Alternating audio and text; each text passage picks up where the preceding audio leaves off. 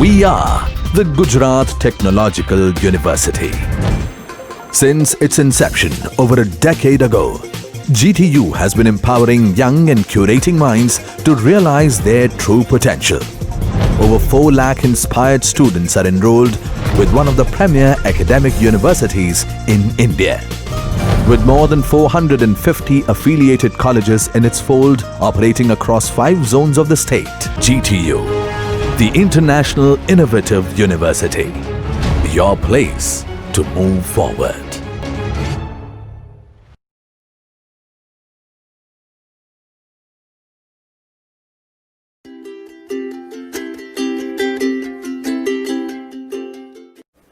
નમસ્કાર મિત્રો, આજે આપણે જોશું ક્લાસ બી ચોપર.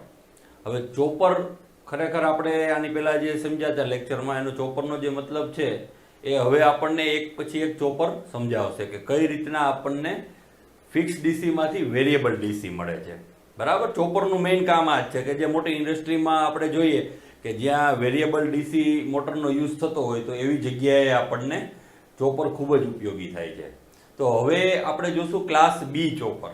આપણે પહેલાં જોયું હતું ક્લાસ એ ચોપર. મેઇનલી ચોપરમાં આપણે સ્ટેપ અપ અને સ્ટેપ ડાઉન ચોપર જોયા હતા. તો ક્લાસ એ અને ક્લાસ બી પણ કંઈક એવું જ રિઝલ્ટ આપણને આપે છે. જેમ કે ક્લાસ બી જે ચોપર છે આપણે અત્યારે જોશું તો એ ક્યાંક ના ક્યાંક સ્ટેપ અપ ચોપરનું કામ કરે છે. હવે ક્લાસનું જે આપણે એનું ક્લાસિક પ્રમાણે વર્ગીકરણ કરેલું હતું, ક્લાસ એ, ક્લાસ બી, ક્લાસ સી, ક્લાસ ડી અને ક્લાસ ઈ, તો એમાં ચોપરના આર્મેચર વોલ્ટેજ અને આર્મેચર કરંટને ધ્યાનમાં રાખીને કર્યું હતું. બરાબર, કે જેમ આર્મેચર એટલે આપણે એને ક્વોડ્રન્ટમાં ડિવાઈડ કરી દીધું હતું કે first quadrant, second quadrant, third quadrant અને ફોર્થ ક્વોડ્રન્ટ. તો જ્યારે ક્લાસ બી ચોપરની વાત કરવામાં આવે છે તો એ સેકન્ડ ક્વોડ્રન્ટમાં વર્ક કરે છે. સેકન્ડ ક્વોડ્રન્ટ એટલે શું?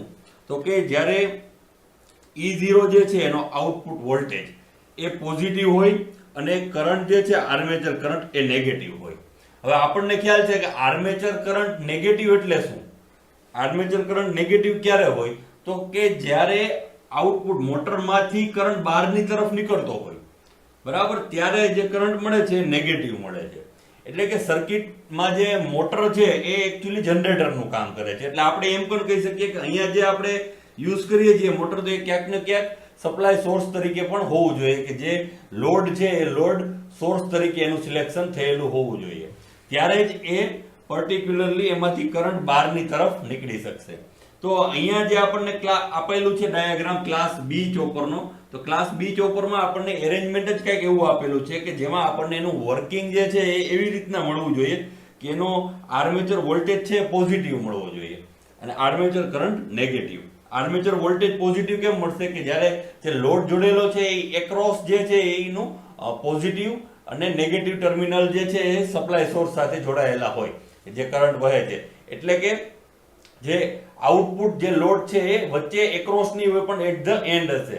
જ્યારે આપણે E0 જે છે એને નેગેટિવ લેવાનું હશે ત્યારે હંમેશા જે લોડ છે એ ઇન બિટવીન હશે. બરાબર, તો હવે અહીંયા આપણને I0 કરંટ છે એ નેગેટિવ છે.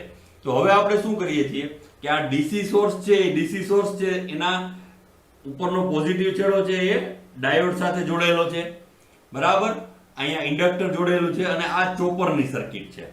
તો હવે આપણે એનું ફંક્શન સમજવા જઈએ કે જ્યારે ચોપર ઓન થાય છે અને આ જે લોડ આપણને જોડેલો છે તો એ લોડ શું છે? એકચ્યુઅલી સોર્સનું કામ પણ કરે છે.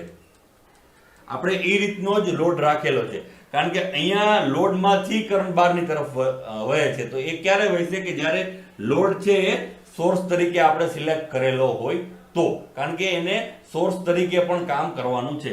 આ રીતે જ્યારે ચોપરને ઓન કરવામાં આવે છે તો શું થાય છે કે આપણને આ SCR છે એની એક્રોસ એટલે કે ચોપરની એક્રોસ વોલ્ટેજ E0 0 થઈ જાય છે. હવે એને આપણે આ રીતે જોઈએ કે જ્યારે T ઓન થાય છે ત્યારે E0 બરાબર 0 થાય છે. હવે આ કઈ રીતે થાય છે? તો કે અહીંયા આપણે આ ડાયાગ્રામ લઈએ SCR નો. અત્યારે ચોપરમાં જે આપણે સર્કિટ જોડેલી છે આ SCR, આ એનોડ, આ કેથોડ અને આ ગેટ. બરાબર, હવે SCR ની VI કેરેક્ટરિસ્ટિક કઈ રીતના છે? તો કે આ રીતના આપણને એની VI કેરેક્ટરિસ્ટિક મળે છે. હવે કોઈ પણ ગેટ સિગ્નલ, ધારો કે આપણે અહીંયા સિગ્નલ આપીએ છીએ IG1, તો આ ગેટ સિગ્નલ જ્યારે મળશે ત્યારે SCR અહીંયાથી આ ઓન થઈ જશે, આ એની ઓન કન્ડિશન છે, આ નોર્મલ કન્ડિશન છે જ્યારે ગેટ સિગ્નલ આપ્યા વગરનું, બરાબર. એટલે આ વોલ્ટેજ જે SCR ઓન થશે અને અહીંયા કન્ડક્ટ થશે. જેવો ઓન થશે એવો એનો વોલ્ટેજ છે અહીંયાથી ઘટી અને એકદમ અહીંયા આવી જશે 0 પોઈન્ટની આસપાસ. આપણને એ ખ્યાલ છે કે જ્યારે SCR ઓન થાય છે ત્યારે એનો વોલ્ટેજ જે છે એ એકદમ 0 થઈ જાય છે. એટલે કે SCR ની એક્રોસ આપણને વોલ્ટેજ મળતો નથી, 0 થઈ જાય છે અને કરંટ વધે છે. એ SCR ની ઓન કન્ડિશન છે. તો અહીંયા આપણને એ જ ખ્યાલ પડે છે કે જ્યારે આપણે આને ઓન કરીએ છીએ ત્યારે SCR નો એક્રોસ વોલ્ટેજ જે છે એ E0 છે. એટલે આપણે આ E0 ને આપણે એમ પણ કહી શકીએ કે ESCR, SCR ની એક્રોસ નો વોલ્ટેજ. એટલા માટે E0 છે એ 0 થાય છે, બરાબર. એટલે આપણને અહીંયા જોવા મળે છે, જો આ ઓન કન્ડિશન છે કે જ્યારે આ ઓન થાય છે ત્યારે જો વોલ્ટેજ આ E0 જે વોલ્ટેજ છે તે શું થઈ જાય છે 0. ક્યારે? તો કે T ઓન કન્ડિશનમાં. સમજાણું કે T ઓન થાય છે ત્યારે શું પરિસ્થિતિ થાય છે? ત્યારે આ સપ્લાય સોર્સ તરીકે એક પ્રકારની આ સર્કિટ જ તમે સમજી લો કે અહીંયા આ બેટરી છે, આ રીતનું કામ થાય છે, આ EB છે, બરાબર. અહીંયા આ ઇન્ડક્ટર છે, આ રીતની સર્કિટ અહીંયા બને છે જ્યારે આપણે આને ઓન કરીએ છીએ ત્યારે. પણ ઈ દરમિયાન બીજું શું થાય છે કે અહીંયાથી જે વોલ્ટેજ આવે છે એ ઇન્ડક્ટરમાંથી પાસ થઈને આવે છે. એટલે એ દરમિયાન ઇન્ડક્ટર L છે ચાર્જ થાય છે. ઇન્ડક્ટર L ની અંદર એનર્જી સ્ટોર થાય છે. ઇન્ડક્ટર L માં એનર્જી સ્ટોર થાય છે. ક્યારે? તો કે આ ઓન હોય છે ત્યારે, બરાબર. પણ એ લોડમાંથી બહારની તરફ હોય છે. એટલે કે ઈ એનર્જી જે છે એ રિલીઝ ક્યારે થાય છે? તો કે અહીંયા જ્યારે ઓફ ગાળો હોય છે, બરાબર. એટલે કે આપણે સમજીએ કે ઓફ એટલે કે ચોપરને જ્યારે આપણે ઓફ કરીએ છીએ તો શું થશે કે અહીંયાથી આને આપણે ઓફ કરી દીધું છે. એટલે હવે આમાંથી જે કરંટ છે એ પાસ થઈ અને આ ડાયોડ છે એ કન્ડક્ટ થશે, ફોરવર્ડ બાયસ થશે અને અહીંથી પાસ થશે. એટલે આની અંદર LdI/dt જેટલી એનર્જી સ્ટોર થશે, LdI/dt આટલી એનર્જી ઇન્ડક્ટરમાં સ્ટોર થશે અને કરંટ છે એ આ ડાયરેક્શનમાં પાસ થશે. હવે સોર્સ સાથે જોડાઈ ગયું છે એટલે એના વોલ્ટેજ જે છે એ વધશે. એટલે આપણને જે આઉટપુટ વોલ્ટેજ મળે છે એ કેટલા મળશે? તો કે E0 + LdI/dt આટલા આપણને વોલ્ટેજ આની એક્રોસ મળશે. E0 + LdI/dt. તો અહીંયા જે આપણને વોલ્ટેજ મળે છે એ પર્ટિક્યુલરલી સપ્લાય સોર્સ કરતા વધારે વોલ્ટેજ મળ્યા, બરાબર. એટલે આપણે આને સ્ટેપ અપ ચોપર પણ કહી શકીએ. આને સ્ટેપ અપ ચોપર પણ કહેવાય છે કે જેમાં વોલ્ટેજ છે એ વધારે મળે છે. પણ જો મિત્રો કરંટની ડાયરેક્શનમાં કોઈ ફેરફાર નથી થયો. જ્યારે ચોપર ઓન હતું ત્યારે પણ કરંટ જે છે એ સોર્સમાંથી થઈ અને ઇન્ડક્ટરમાંથી થઈ અને આ ડાયરેક્શનમાં એની એનર્જી રિલીઝ થતી હતી. અને એ એનર્જી રિલીઝ થતી હતી એટલે ધીમે ધીમે કરંટ એક્સપોનેન્શિયલી ઘટતો હતો, બરાબર. અને કરંટ વધે છે ક્યારે? તો કે ટર્ન ઓફ ગાળા દરમિયાન. જ્યારે ઓફ કરીએ છીએ ત્યારે ઇન્ડક્ટરમાં જે એનર્જી હોય છે એ અહીંયા આ ઓફ થઈ ગયું છે. એટલે હવે કરંટ છે અહીંયાથી એટલે આને ફોરવર્ડ બાયસ કરશે.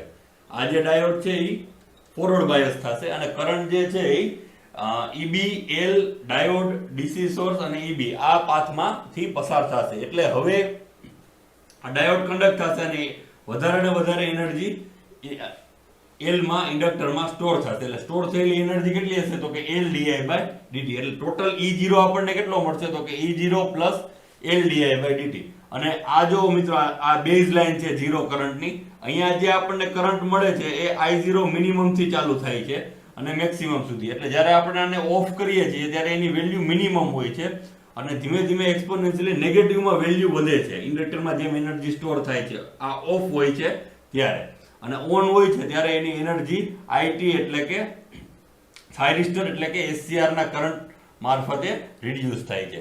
એટલે આ આપણને 0 બેઝ લાઇન ની નીચે એટલે કે નેગેટિવમાં મળે છે કારણ કે મોટરમાંથી કરંટ બહારની તરફ વહે છે. એટલે અહીંયા જે આપણે લોડ લીધેલો છે એ લોડ સોર્સ તરીકે લીધેલો છે, બરાબર. અને એ જ રીતે જ્યારે આને ઓફ કરવામાં આવે છે એટલે કે આને ઓફ કરીએ છીએ ત્યારે આપણને જે E0 ની એક્રોસ વોલ્ટેજ મળે છે એ કેટલા મળે છે? તો કે E0 + LdI/dt.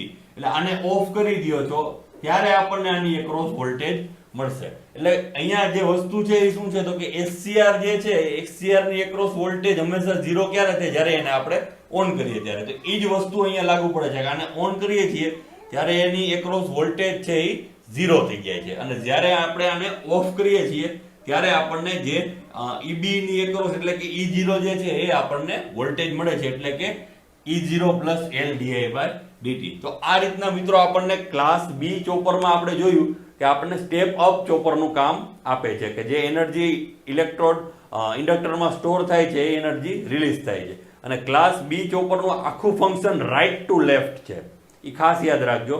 ક્લાસ બી ચોપરમાં એનું એક્સપ્લેનેશન રાઈટ ટુ લેફ્ટ છે, કારણ કે રાઈટમાં જે લોડ છે એ સોર્સ તરીકે આપણે એની પસંદગી કરીએ છીએ અને ધીમે ધીમે એમાં એનર્જી સ્ટોર થાય છે. પણ સ્ટોર ક્યારે થાય છે? તો કે ઓફ કન્ડિશનમાં. જ્યારે ઓન હોય છે ત્યારે આપણને SCR ના ફંડા પ્રમાણે જ્યારે ઓન હોય છે ત્યારે એક્રોસ વોલ્ટેજ જે છે એ 0 થઈ જાય. એ SCR નો આપણને ફંક્શન VI કેરેક્ટરિસ્ટિક ખ્યાલ છે કે જેવું SCR ઓન થાય એવા એના એક્રોસ વોલ્ટેજ છે એ 0 થઈ જાય છે. અને અહીંયા SCR ની એક્રોસ એટલે કે ચોપરની એક્રોસ જે વોલ્ટેજ છે એને E0 કીધા છે, એટલે આપણને E0 છે એ T ઓન કન્ડિશનમાં 0 મળે છે અને T ઓફ કન્ડિશનમાં E0 પ્લસ L dt મળે છે. એટલે ટોટલ જે આપણને એવરેજ આઉટપુટ વોલ્ટેજ મળે છે એ સપ્લાય સોર્સ કરતા વધારે મળે છે, એટલે આને ક્લાસ બી ચોપરને આપણે સ્ટેપ અપ ચોપર પણ કહી શકીએ. બરાબર. ખૂબ ખૂબ આભાર.